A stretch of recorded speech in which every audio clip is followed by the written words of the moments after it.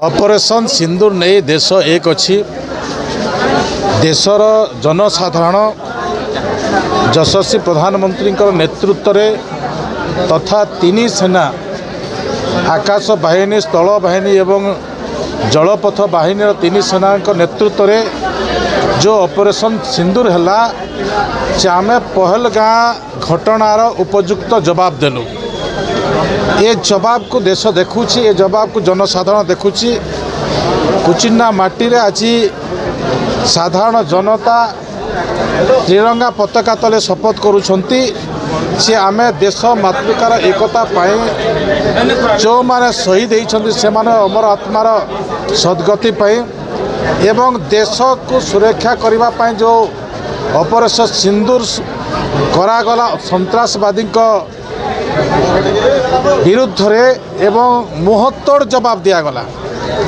ये मुहत्तोड़ जवाब आगामी दिन में भी जेकोसी मुहूर्त हो जेकोसी परिस्थिति हो भारतर जनसाधारण आज सैनिक सांगरे अछंती।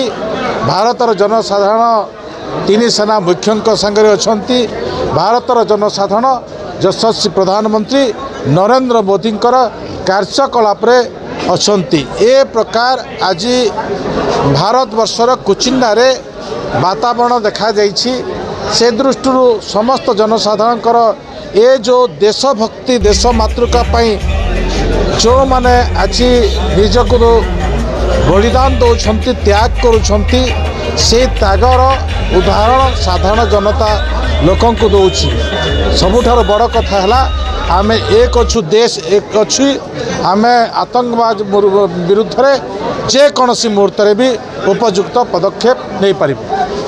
देखो आज कुचिन्ना भारतीय एकता मंच पक्षर ये भारत वर्ष में जो भाव में पाकिस्तान अस्थिरता सृष्टि करुच्ची एवं आतंकवाद को प्रोत्साहन दूची एवं ये आतंकवाद प्रोत्साहन बड़े जो भाव में भारतर निरीह जनसाधारण पहलग्राम रे आपणकर 28 जन मृत्युवरण कले आमर माँ मान मतारू सिंदूर पोटी होगला से सिंदूर प्रतिबदल रे भारत वर्षर यशस्वी प्रधानमंत्री नरेंद्र मोदी एवं भारत वर्षर तीन सेना स्थल सेना जलसेना एवं वायुसेना ऑपरेशन सिंदूर जरिया जो भाव में जवाब देले तापाई आज सेमानकु नहींकि देश गर्व अनुभव करुच्ची एवं सेमानकु उत्साहित करने साहस प्रदान करने आज भारतीय एकता मंच पक्षर यही शोभा यात्रा होता ये कुचिन्नार